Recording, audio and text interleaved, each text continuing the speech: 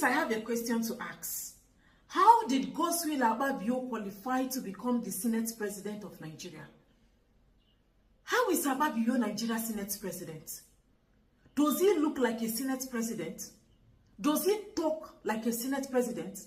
Does he comport himself like a Senate President? Does he act like a Senate President? How can a Senate President, how can the Senate President of Nigeria be appearing like this, be speaking like this in public? I'm ashamed to call Akpabio Nigeria's Senate President. Like, I'm ashamed. In shame, can't they shame me? Look at how a Senate President is speaking. President, because all of us feel the impact of what is happening now. But we are aware that it will be for a short while. The specific issues faced by the Niger Delta must be contained in that communique because we are going to make it available to Mr. President. The ones that need legislation will come to us. The ones that need intervention will go to NDDC. The ones that need more money will go to the President and Commander-in-Chief of the Armed Forces of the Federal Republic of Nigeria. And I assure you that those issues will be addressed. MD, I want to thank you for what you said. You said, we are not interested in regime change. Let us own this government. Those who want to protest can protest, but let us be there eating. Am I right? Can you imagine? Those who want to protest should go out and protest. Their own is to sit down and be eating. Our own not to dey chop. You people can go out and protest. A Senate President. You never chop belly food. The one that you have been eating, Akpabio, you never belly food. So the people that are going out to protest, those ones are not human beings. They can go out and waste their time while you will stay at home and be catching fun and be catching cruise. After all, it does not concern you. After all, you are not feeling the pains. After all, you are not the one frustrated. After all, you are not the one depressed. After all, you are not the one that doesn't have a job. This is your Senate President. He is not feeling your pains. He's not interested in your protests because that day of your protest is on. He is going to be eating that day. Your Senate President. How did he qualify to be a Senate President? Are you not ashamed to call Akpabio a Senate President? Man mouth they menstruate. Man mouth in mouth they menstruate. A Senate President. Go out and protest now. We are going to be eating that day. We are going to be jollificating that day. We are going to be probably clubbing that day because I think he's used to, he understands that word club. We're going to be clubbing that day, drinking and whining that day. Why protesters are protesting because of frustration. Akpabio doesn't care. What is he doing in Niger Delta? He's going there to deceive the people as usual. You want to give Niger Delta, we are going to give you people 50,000. Look at them. They want to give 10,000 youths in Niger Delta 50,000. They only want to be giving you stipends. What is 50,000 naira? Ask Akpabio what you can do with 50,000 naira. Do you know that Akpabio was sitting in that same conference, that hall, while Asari Dokubo threatened the people that want to protest? Your Senate President. Because he wants to give 50,000 naira to Niger Delta, where oil, the states, the region, Niger Delta region that is giving Nigeria oil. They want to go, they've gone there to bribe them. They've gone there to coerce them. They've gone there to tell them why they should not join the protest because now that oil, now they feed Akpabio and his cohorts. The gold in Zamfara belongs to Zamfara, but the oil in Niger Delta region belongs to the whole Nigeria. But you see, the gold that is in Zamfara is only for Zamfara people, not for Nigerians. That is why Akpabio went to Niger Delta. Please, we don't want anything to happen to this oil. This oil, is this oil that is giving us food? Is this oil that is feeding us, giving me and my family and other politicians, my politician friends? Now this oil, and I would they use feed. We don't want anything to happen to the oil. They had to go to Niger Delta to calm the people down. Tell them, don't protest, don't join them to protest. Now, while Akpabio watch, Asari Dokubo threatened the people if they dare to come out to protest. You can imagine the audacity. The audacity. Now, I want to say that I want to go to straight. We are not going to I and all those who believe in me and those of you who are committed to the interests of the Niger Delta. we're not going to be part of any protest. It's as clear as that. If anybody have the right to protest, I also have the right to resist protest. Where your right stop, that's where my right begins. I am anti-protest. People will say that they've given him money. That's why he's talking this way. I am now. Go take your own. Me, I don't take my own. President Ahmed Bola Tinubu won this election against all odds. No candidate had gone through the travails that President Ahmed Bola Tinubu went through to win this election. Everything was against him, and he triumphed. Wait for your turn. I want to say that I have the capacity. I'll be away, Keme.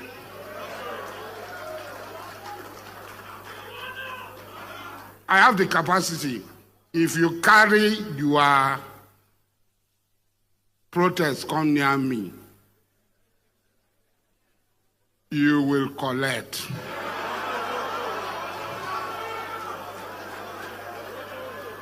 Those who brought anti-SARS protest and went to Obibo, they collected from me woto. Everybody knows it. The government knows it. The security agent knows it. I gave them woto. Have you seen how Asari Dokubo and Akpabio gathered poor people, telling them not to go and protest? Asari Dokubo even say, if you not come protest, I will give you a woto. Try them now. Dare me now. You want protest? You want come protest? For this Niger Delta region, why they? I will give you woto.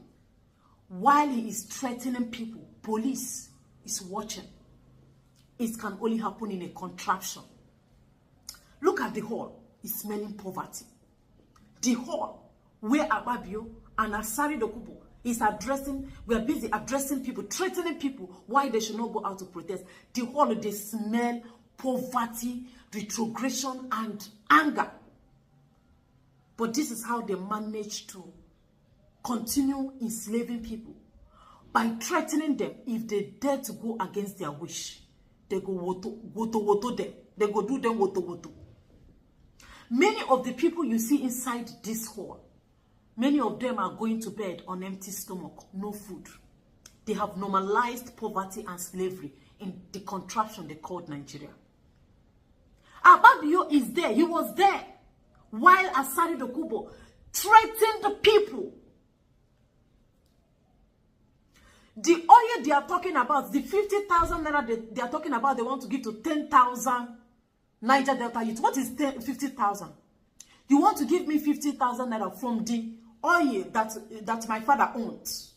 The oil that flows in your land, that is what Akpabio and Asari Dokubo want to give you penny, stipend from your father's money. The oil in your father's land belongs to Muhammad that is in Mina, in Niger Delta. He has oil block, oil well in your father's land. But you, from Niger Delta region, they don't born you well to get land where they dig gold for Zamfara. As a matter of fact, the gold in Zamfara belongs to Zamfara people. While oil, Niger Delta region oil belong to the whole Nigeria. Why Zamfara gold belong to Zamfara? Asari Dokubo is a security guard for the oil in his own father's land. He used peso to guide oil block, oil well for Muhammad that is in Niger, that is in Mina, that is in Sokoto. They gather poor people. You want to give 50,000 naira to 10,000 Niger Delta youths. What an insult. You say you are poor, they will tell you take rice. You need electricity, take rice. They just want to be giving you penny, kobo, just to be giving you rice. Now they want to give you 50,000. Why they are giving you 50,000? It's because there is oil in your father's land. If there is no oil, they will give you 5,000 and 2,000. They are giving you 50,000. You can imagine how much they are siphoning from your father's oil. The oil in Niger Delta belongs to you, not that man in Sokoto, not Nigeria politician. Any little thing, these people are sharing money and rice. Develop Nigeria, no. People are hungry, give them rice. We need electricity, take rice. We need good road, take rice. You look at the way they are sharing back of rice. Every minute of the day, rice. Guinea cage rice, meunu. Ara rice on our moon. Look at poor people inside this hall. Look at how they look. But the people that gathered you will never be poor again. Asari Dokubo will never be poor again. Akpabio, Gospel Akpabio will never be poor again. But you have signed poverty and slavery for the rest of your life. And it's going to extend to your children and your generation yet unborn, unfortunately. Asari Dokubo that is threatening you, come and protest my sin now. The money that he is collecting, the credit alert, where they collect, is he giving you any of them? The other time he was castigating Tinubu, that Tinubu government is not the person I used to know before. This is not the person I used to know before. I said, if Ahmed Bola Tinubu fails, hold me responsible. Because I have known him since 1992. If Tinubu does not turn our life around, hold me responsible. Because your life is about to change. This is the worst government. This is the worst government. That's the feeling of the job people. If nobody is telling you, as a friend, I will tell you, the job people feel this is the worst government. This is not the Ahmed Bola Tinubu I know. This is not Bola Ahmed Tinubu I used to know before. Now money don't change hands. You don't start to tell you now. No, this Tinubu government, nobody will scatter it. The people that lost the election should wait in 2027. Who told these people it's all about election? The pains and the suffering of people in Nigeria, is it all about election? That people cannot eat comfortably in their houses, is it all about election? Their own is just election, election, election, election. Wait till 2027 because their bank alert and their check no they bounce. Politician, they are sharing your money now. Not be the oil where your papa land and they share. They are sharing the oil in your father's land. And they are telling you, don't protest. If you don't protest, nothing is still going to change. Stay in your houses. Nothing will change. All these things they are doing, all these last minute love they are showing you, is just so that people will be scared. They will not go out to do what is supposed to be done. At the end, nobody still care for you. Nobody is coming to help you. This rice, you see them sharing now, this 50,000 Akpabio is promising, it's because they don't want you to go out to protest. They are scared. They gathered poor people inside the hall, promising them what they can never fulfill. See Akpabio, see Asari Dokubo. Don't protest, don't protest, don't protest. As if they care, as if they love anybody, as if they are ready to provide food, security, electricity, water, hospital for anybody. It's all charade. Nobody, they don't care. They have never cared. Slavery is your choice. Poverty is also your choice. You can choose to come out of your slavery and say no to these people once and for all. But what do I know? These people know you have power. That is why you see them running kitty kitty and kata kata. That is why you see them promising you heaven on earth. They know that anytime you start realizing or making use of your power, they might have no place to hide. They are scared of you. They know you have power.